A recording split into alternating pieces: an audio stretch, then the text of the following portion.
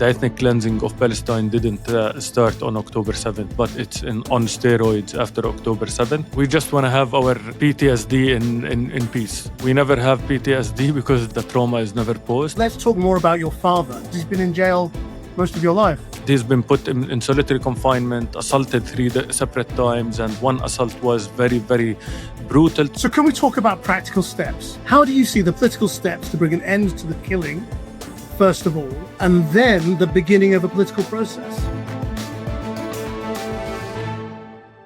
Hello and welcome to The Forecast. I'm Christian Guru Murthy and I'm coming to you from Jerusalem, the King David Hotel, a historic place here in this city. And we're bringing you this podcast as the UN Commission has just found that Israel has been committing genocide. It's found on a number of fronts. And this, of course, comes on the back of international scholars and various other organizations coming to the same conclusion. Now, it doesn't have the legal standing of a court.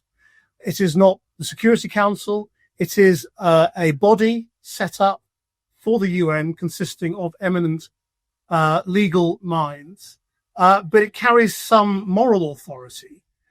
My guest today is Arab Barghouti, the son of Marwan Barghouti, perhaps the most popular Palestinian leader in this country. He has been in jail for 2 decades after refusing to take part in a legal process, a court he refused to recognize, on charges that, again, international bodies have found would not pass any kind of legal test. He is often regarded as the most popular leader here, sometimes spoken of as the Palestinian Mandela. An Arab is in London campaigning for his father's release. Thank you so much for joining us. Thank you for having me. Let me begin with the UN International Commission. They have found that on 4 out of 5 fronts, Israel is committing genocide. What impact do you think that has? Well, I think that it's a step into the right direction into calling and labeling it as it should be, which is a genocide. I don't think that there is any doubt in our hearts. We didn't need, as Palestinians, a 72-page report to tell us that this is a genocide, because destroying the infrastructure, the health system, the education system, and all of that, and slaughtering tens of thousands of civilians is nothing but a genocide. And it's good for pressuring governments into changing their policies, but I think that it's been very clear to us for 2 years now that it's a genocide. At the same time, Israel is stepping up its attacks on Gaza City, saying it is targeting buildings being used by Hamas. They say Gaza City is burning. What do you think they are actually doing?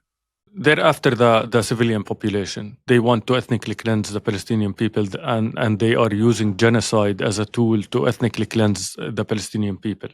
They want to make sure, the towers that they're talking about are the last few towers that are being lived by civilians, and they don't want that. They don't want any Palestinian to stay in Gaza. And I think that, we've been going through this project for decades now.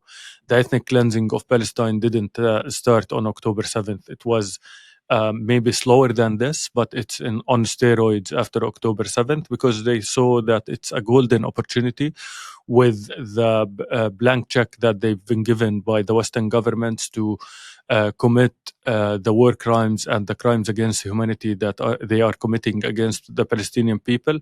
And the fact that this report went on at the same time while the Israeli army and the Israeli government is committing this offense in Gaza tells you everything that you need to know.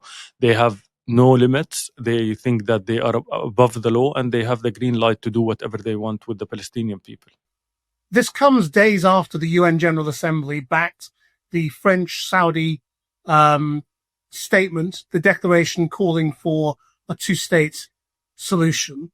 And it comes just ahead of the likely recognition by Britain, France, Belgium, Canada, and Australia of a Palestinian state.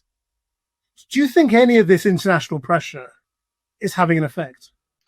It does. It's a step into the right direction. It's not a game changer. We shouldn't overreact, but also we shouldn't minimize these efforts. We really welcome these efforts. I think that the Saudi and the French initiative is very important. It protects diplomatically the two-state solution and the establishment of the Palestinian state.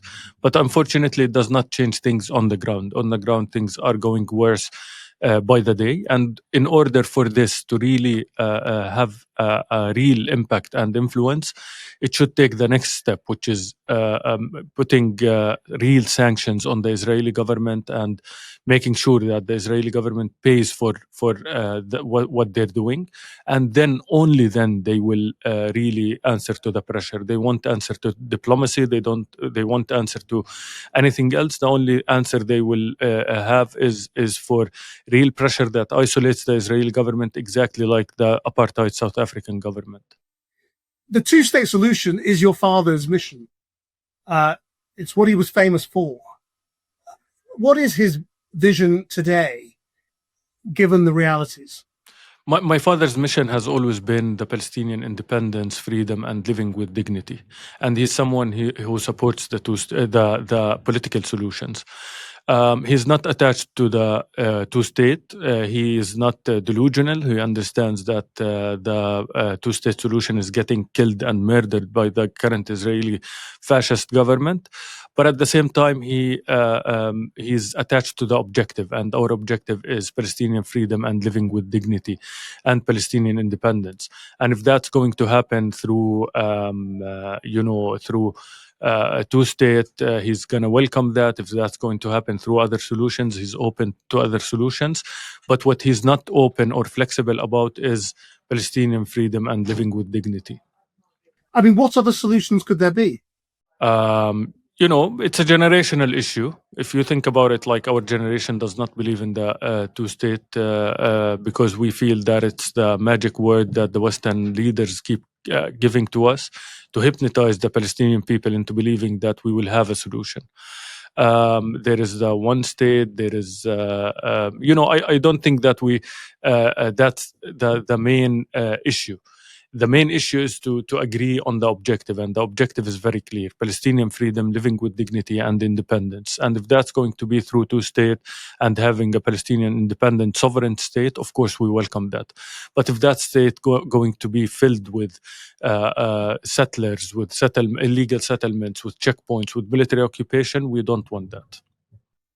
Okay, well, we'll come back to the whole question of one state or two-state, but let's talk more about your father. Because for the younger generation, he's been in prison for all their lives. He's not particularly well known.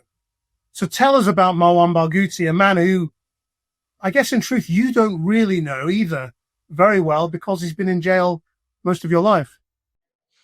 Yes, Marwan Barghouthi is a man, is a Palestinian who grew up in Palestine. He grew up in the West Bank, and he first encountered the Israeli occupation, what it means, at a very young age. And he went to prison the first time at the age of 15 after he became an activist, a young activist. So you're talking about someone who has been struggling for Palestinian rights for more than 50 years now. Spent more than 30 years of his life in prison, 7 years in exile, and so on. And yet you would never hear him talking out of hatred. He's always driven by purpose and by a clear mission. And his mission, I think that the biggest pain that my father is having right now is the fact that myself and my generation are living through this and going through this, because his dream was to make us avoid going through this as a generation. He's a very well-educated person. He has a PhD in political science. He teaches inside prison. He's graduated hundreds of Palestinian detainees with master's and bachelor's degrees. He's a great, loving father, a loyal husband, and he's always been, very warm. I've never heard him complaining in my life. He's always present, positive, looking for a better future. And right now, I know that all he thinks of is what political initiatives can we take as Palestinians to move forward and to stop the suffering of Palestinian children. If he is a man of peace, then why is he in jail for violence?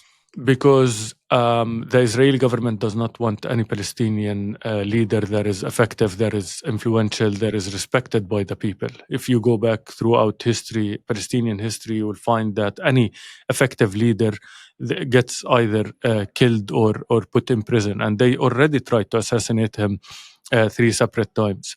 In the second intifada and the uprising of the Palestinian people, he was the face of that uprising. And for that, they wanted to make an example of him in front of the Palestinian people and to teach us a lesson that if you ever, stand against this occupation and oppression, this is your destiny.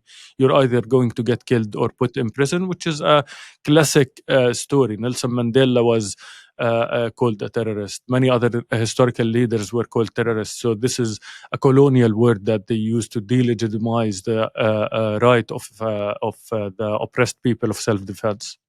So can you explain this? Because a lot of people have a problem with this idea that if he is a man who has advocated peaceful and political means, he is also a man who supported the Second Intifada. So he is not entirely against struggle, armed struggle.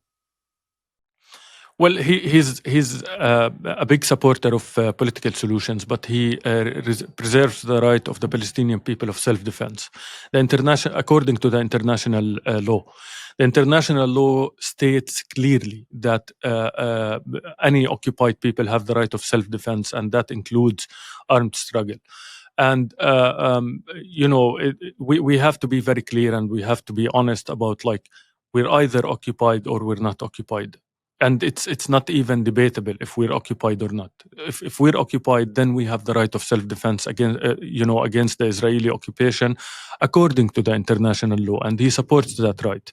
He took initiatives, like the prisoners document, which was a historical document in 2006, and until today, it's the only document that is signed on by all Palestinian factions that state clearly that Palestinian state should be established on the 67 borders. The targeting of civilians should be forbidden, and the resistance should be limited to within the 67 borders. That shows you what kind of leader he is. He's always taking initiatives to move things forward and to unify the Palestinian people towards one political vision, and that's exactly what we need. And it stated that he brought all Palestinian factions to sign on that, which is a great initiative to move forward. But what he faces in return, the fact that the Israeli government is not interested in a political solution. They're only interested in ethnically cleansing the Palestinian people. The Israeli Interior Security Minister, Ben-Gvir, from the far right, went to taunt your father in prison recently. What was your reaction? What was your father's reaction to that? Honestly, I don't know what my father's reaction is, because I haven't seen my father in 3 years. I haven't been able to communicate with him since October 7th. He's not been visited by any of the family members since then, and he's only been visited by his lawyer a handful of times. I think, and he's been put in solitary confinement, assaulted 3 separate times, and one assault was very, very brutal to the point where he got physically injured severely. I think that at the beginning I was shocked, because it's really painful to take minutes until I can recognize that this is my father. That's the first reaction. But then I started remembering what my father taught me, and the fact that this is a normal relationship between the oppressed and the oppressor, between the occupied and the occupier. And I think that this picture will go down in history to show the struggle, to show the face of the current Israeli government in Ben-Gvir, and to show the face of the Palestinian struggle in a man who looks like he lost weight, like he's aging, and so on. But yet he stood tall in the face of oppression, like he's always done. As far as you know, how is he? After October 7th, my father was the head of Ofer prison, where he was, came to him, and he asked him to put his hands behind his back and to kneel to him in front of other prisoners. Because, we're used to that. We're used to the Israeli mentality of making sure that we understand that they're superior to us. He refused to do that, so they forced him to do it, and he got his shoulder dislocated, and from there they sent him to solitary confinement. he's been in solitary confinement since then, and he's been moving from prison to prison. They put him in a cell that could barely fit him, with no windows, spotlight in his face, speakers on the door of the cell with the Israeli national anthem at the highest volume to prevent him from sleeping, not giving him enough food, and so on. And he's been assaulted 3 major times, one in end of 2023, one in March of 24, and the major one was in September of last year, a year ago, where 3 to 4 prison guards went to his cell. They dragged him into an area with no camera surveillance, and they started beating him up until he passed out, and he was bleeding, and he got injured severely in his ribs, in his forehead, in his ear. And he said to his lawyer, which, he's been allowed only to see his lawyer for 4 or 5 times since October 7th. He said that he felt that this was an assassination attempt. It wasn't a normal assault like they have been practicing against Palestinian political prisoners. This is why everyone needs to take this with sense of urgency, and this is why we're advocating and campaigning towards the British government, the French government, the American government, everyone, to provide them with protection, because we already lost many prisoners, and they need to take it seriously, because this is a respected leader, a parliament member. He's someone who has been nominated for the Nobel Peace Prize for his role in bringing peace, future peace in the future, and he needs to be protected. Do you think, I know it's difficult if you haven't communicated with him since October 7th, but do you think he still sees himself as a political leader for today? Yes, I don't think, as a political leader, you're always a leader. You don't need positions to be a leader, even though he holds positions as a member of the Central Committee of Fatah, as a parliament member, and so on. But I think that he's a leader who's always willing to take steps towards ending the Palestinian suffering. And I want to be respectful of the Palestinian people. It's our people's choice. We're aspiring to be a democratic state, and we're looking forward towards that. And it's for the Palestinian people to choose our leadership, because we haven't had elections for almost 20 years, for more than 20 years, and we need that to have a trusted leadership that we can all be behind in a clear political vision. And he's someone who's capable of doing that. Now, obviously, ending the violence is your first priority, and getting a ceasefire. The question is, what after that? And you said that your generation is skeptical of 2 states talks as a Western construct. So let's talk about the alternative then. I mean, what do you mean by one state? I mean, there is a lot of talk about like a one-state solution that is based on equality for all. And equality for all means, regardless of your ethnicity, of your religion, if you're living in that state, you're equal. This is something that we have to discuss internally within the Palestinian politics. My only point is that whatever happens to the Palestinian people is for the Palestinian people to decide. We're sick and tired of Western governments coming to us and telling us, here is what you need to do, here is the Oslo Accords, here is this and that, and never holding the Israelis accountable for violating every single agreement that we've had before. I think that the idea of a 2-state is of course welcomed, but it should be clear that it's on the 67 borders, but with full sovereignty, full independence, full, with self-determination and so on. So we do support political solutions, but they have to be respected. And the problem with this is that they are never respected by the Israelis. What do you mean by the Palestinian people? And do you include the men with guns?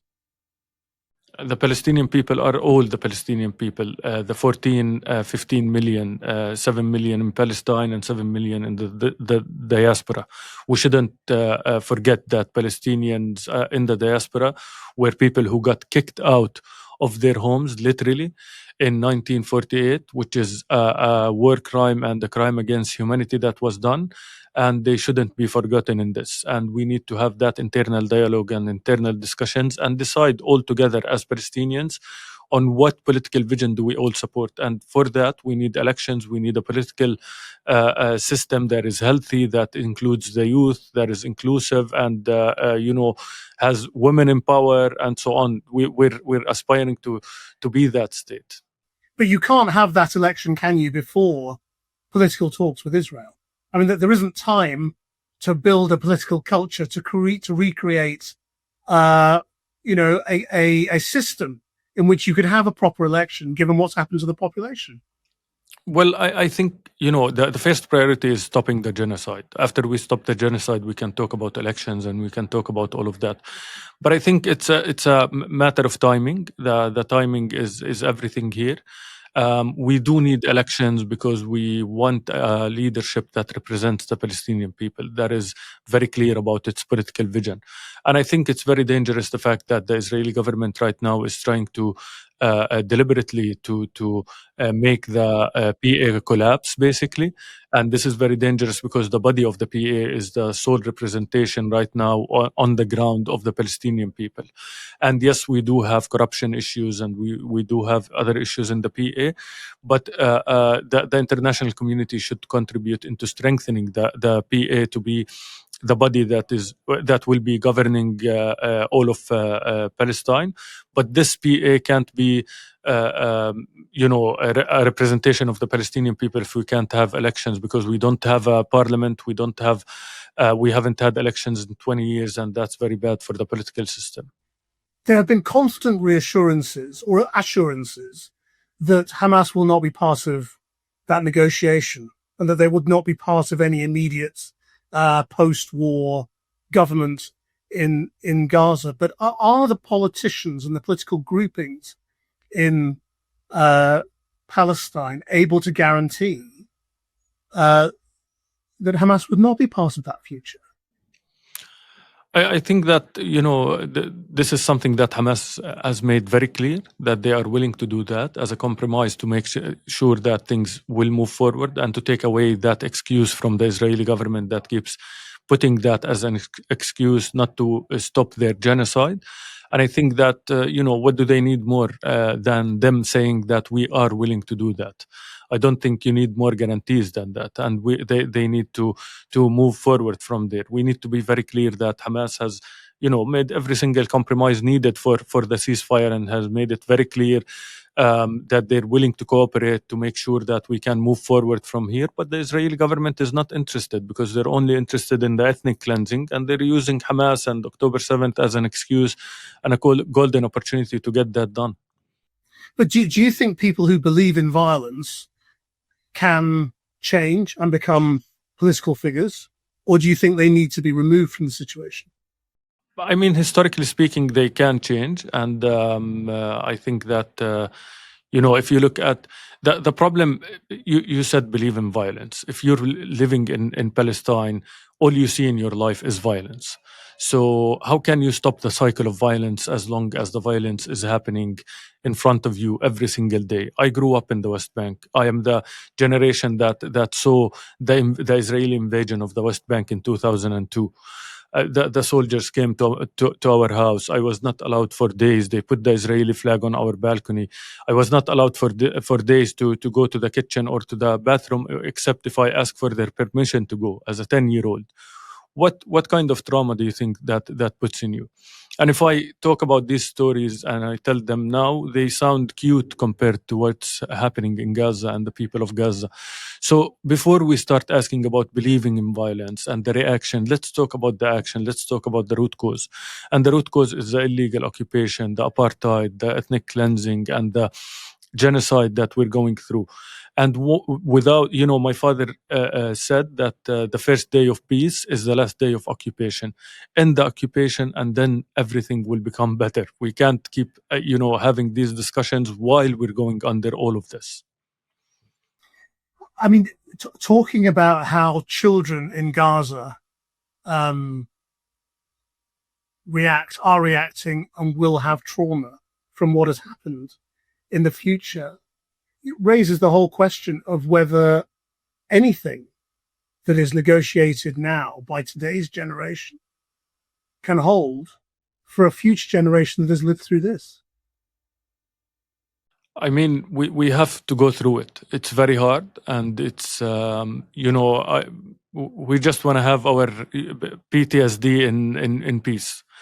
We never have PTSD because the trauma is never posed, as they say, and we want the genocide to stop so we can, take care of our children and live the dream that my father has always dreamed of, which is Palestinian children living in peace, living in security, not worrying about our children's livelihood for the future. We have the right to do that. And he used to always say that we're not as an exception as a nation. We just want to live a normal life. We just want to have our sovereignty, our independence, and we're not an exception. And we will have that one day. But the question now is how and when we will have that. So can we talk about practical steps? I mean, as we've said, we've seen the declarations of genocide. We've seen the calls for a two-state solution. We are seeing the recognition of a Palestinian state, notional though that is. How do you see the political steps to bring an end to the killing, first of all, and then the beginning of a political process? When you have a government in Israel that says there will never be a Palestinian state, that it has no interest in a two-state solution, and it has no interest in the kinds of things that you're talking about. I think it has to be done on two levels. The first level from the international community. We need the help of the international community by putting pressure on the Israeli government. The reason why they are saying we don't want a two-state solution, we want all the Palestinians out, they are calling publicly for the ethnic cleansing of the Palestinian people, because they feel that they are above the law. They feel that they can do whatever they want. They have been given the green light and the blank check by the international community, by the Western governments, to do whatever they want. They've never faced any real accountability. But that continues to be the case, doesn't it? I mean, Trump and Rubio have not changed their position. So, can there be progress that the rest of the world delivers? Yes, there will be progress, and the progress we can see it in the hope that we are seeing in the millions of people that are protesting on daily basis for the Palestinian people. The shift is happening, and we can see the shift. Yes, it's getting worse on the ground, unfortunately, but the shift is happening, and this generation will be the generation that will be the decision makers of the future in politics, and they see what's happening. The genocide is live in their phones, and they can't hide the truth anymore. You can't go back from this. And what we're calling for is to end the cycle of to help us end the cycle of violence. And you asked me about political steps. The recognition is a step in the right direction, but the recognition alone will not be enough. It has to be linked with sanctions, real sanctions on the Israeli government to make them feel the pressure. As long as they're not feeling the pressure, they won't change. Why would they change? They don't have any motivation to change. They have all the green light to keep stealing land and terrorizing the Palestinian population. And the only way to do that is by sanctioning the current Israeli government with real punishment.